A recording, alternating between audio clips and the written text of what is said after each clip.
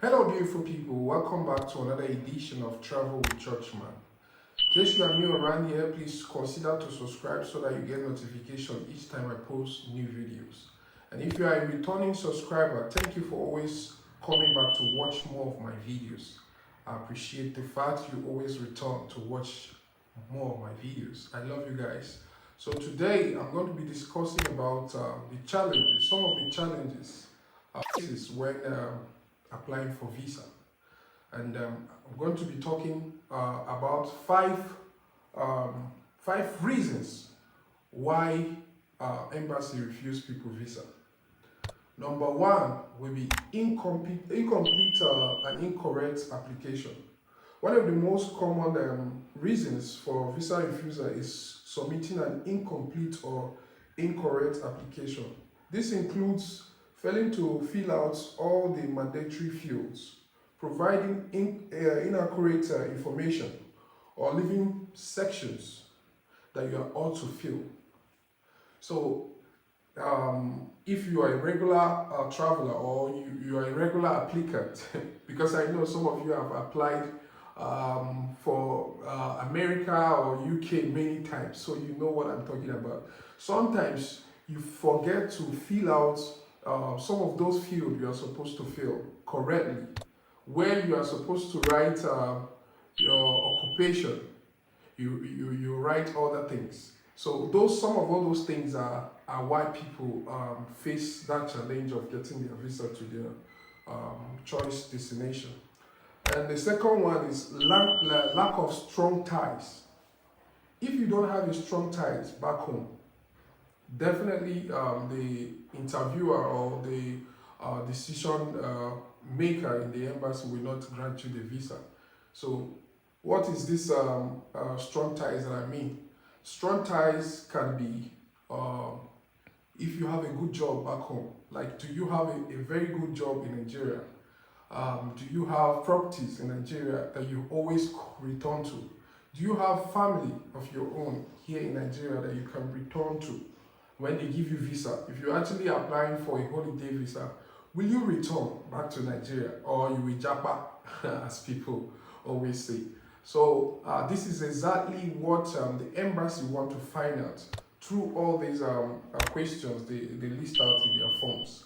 Strong ties is one of the strongest, because they want to know the people they give visa. So they will always want to understand you. Some of it is also marriage certificate. Sometimes you need to include marriage certificate in your application. Sometimes you need to include your properties. Like me, when I'm applying for all those strong countries, what I do is I also include my application some of my properties which have my full name, not my father's name or relative, my full name as it appears in the passport, to show them that I'm not going to run away.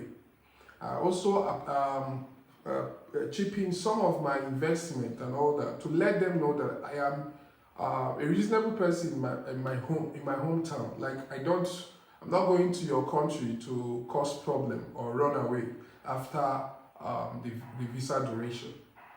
Then third is insufficient financial resources. You know, like every embassy, what they actually care about is your statement of account. All of them do ask of bank statement. You wonder why they ask they ask of your bank statement, because they want to verify that you are financially capable of taking good care of yourself, or taking care of those bills that you must clear, which is your flight tickets, your hotel over there in their country, your shopping, your feeding, everything. So how do they verify this? They want to see how much you have as a balance in your bank account. And not only that, some people build statement of account. Some do, what do they call it, travel funding or whatever, travel allowance funding. Like they create account for you, put some money and all that. Some embassies don't accept that. Embassies like UK will never accept that account that has billions of naira or millions of naira without a proof of how the money enters into your account. So I would advise you, if you are planning to apply for UK visa or some of all these big countries, if you don't have a salary account, you should build it up. For me, what I do, I pay myself salary every month.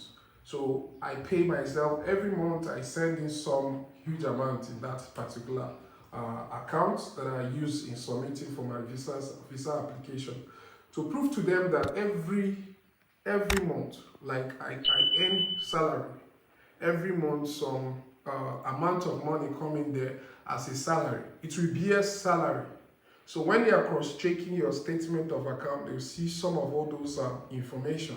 That proves to them that you know what you are doing, like you have a job. You can't tell them you have a job, and at the end of the day, when you submit your statement of account, no proof whatsoever that states that you're a staff in one of any organization, or no proof that there is salary coming in every month. Like every single month, there's a particular amount that comes into my account which says salary from so company. So if you want to apply for some of all those countries, I advise you build up your salary account for more than 6 months before you apply, so that you have a very good statement of account to submit to the embassy. Then number 4, previous immigration violation or criminal record. If you check in some of all those forms you fill for visa application, they will ask you, have you been deported in any country? Have you been refused entry to in any country? Have you been denied visa before? Have you been? All these things are record they want to get from your previous application or previous immigration violation or crime that you have committed back then. From that information, they will not judge you. So sometimes they don't even care what you do in their own country, but what you did in your previous visit in other countries. That's what they care about. So you must be very careful when you are filling your form or applying for visa. Consider all this information. It's actually very important. This is what they consider while giving you visa. So some of them will ask you if you have been deported in other countries that you have visited. So some people will not understand that, but they are trying to verify from your previous record if you have violated other people's law, immigration law. If you have done previously violated people's law, that means if you come to America or you come to UK, you definitely do the same. So with that, they will deny you visa. So you must be very careful in the information you give out to them, because they will always judge you by the information you give to them. So that's it. Number 5, which is the last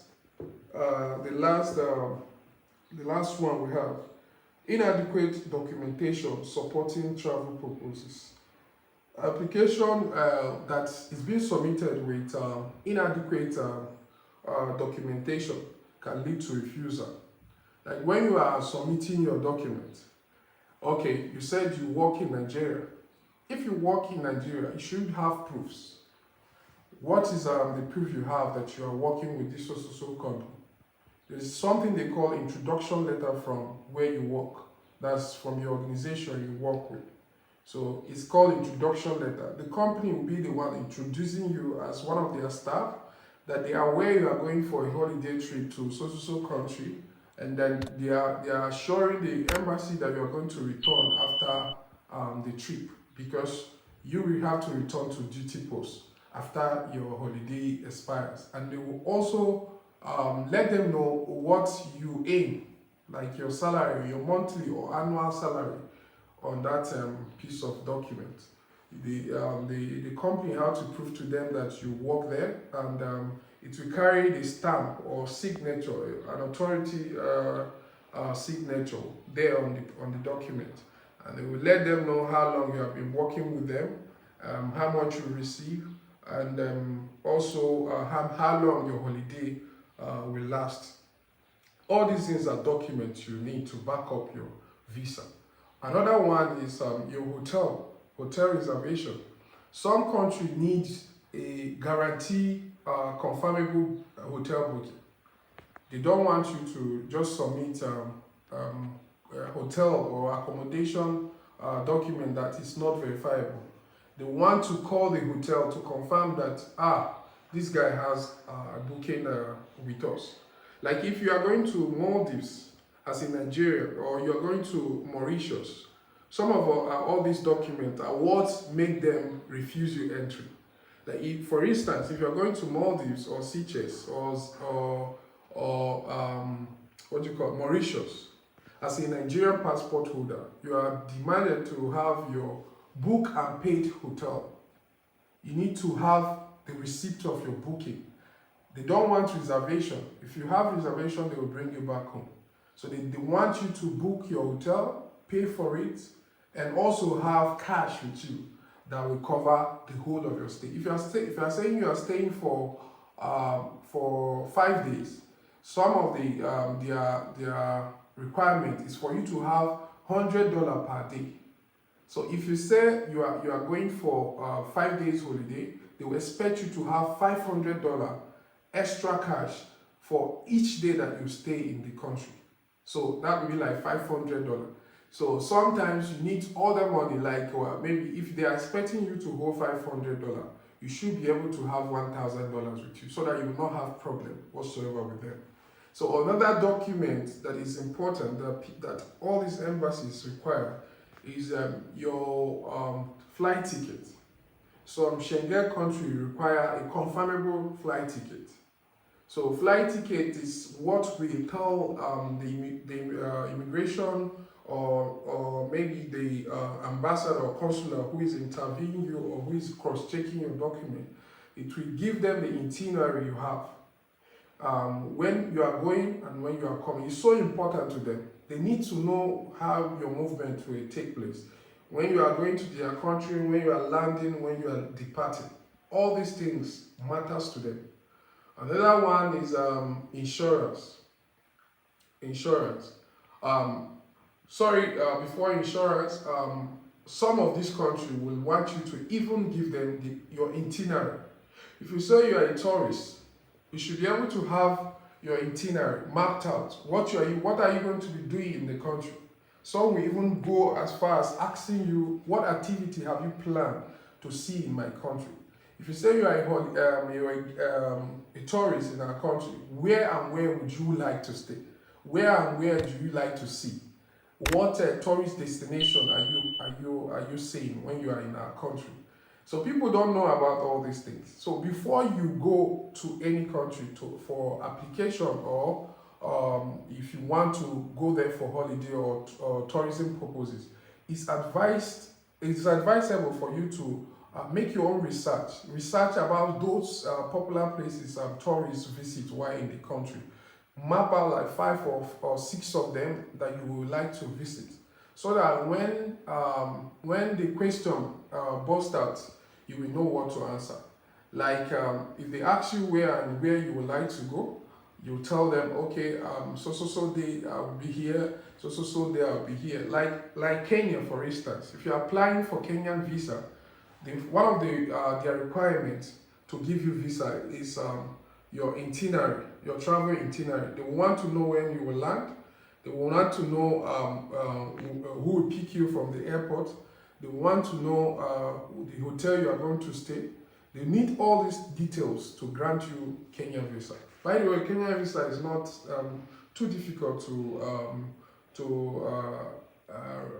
apply for. So if you have all these documents, it's actually easy for you to get some of all these visas. So another thing, like I said, is insurance. If most of all these Schengen countries, they require insurance. Morocco as well, in Africa, they require insurance. Now, Zanzibar, for people who actually love going to Zanzibar. Zanzibar now, since they're starting September 1st, I think. September 1st, you need to have an insurance to enter the country, apart from your visa, apart from your hotel. So while going to Zanzibar right now, you are required to present an insurance which cover your stay there. So that when you have, of course, you know what insurance means. There's health insurance, there's other insurances that covers you wherever you go to. So some of these countries they don't want you to come to their country and become a burden to them. So most of this insurance covers your health when you have a problem there. Like if you have a health problem there, the insurance will cover your payment and all that. So they wouldn't have to worry about all those things. So another one they would like you, some of these documents they would also like you to have is your return ticket. So now if you are going to country that you have not been before, you don't have a resident permit over there, you don't have any permits that allow you to stay for a very long time there, you should be able to have a return ticket. That will tell them that, oh, okay, this guy did not come to stay. He only came to spend a few days and he's back to his country. So the return ticket is like a proof that you are coming back to your country. So some people make this mistake because they see that flight tickets for one-way flight ticket is very affordable or is very cheap. They rush in and buy flight tickets without return. If you have this one-way ticket and while you are having a tourist visa, definitely no airline will pick you up from Nigeria. It will give you a very big problem because you might even lose your money. So it's advisable to get your return tickets while entering or while applying for your visa.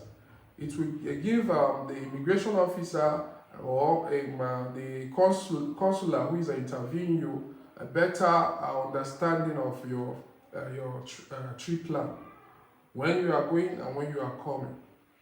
So these are 5 reasons that most people don't know about that is the reason why people get refused at the embassy.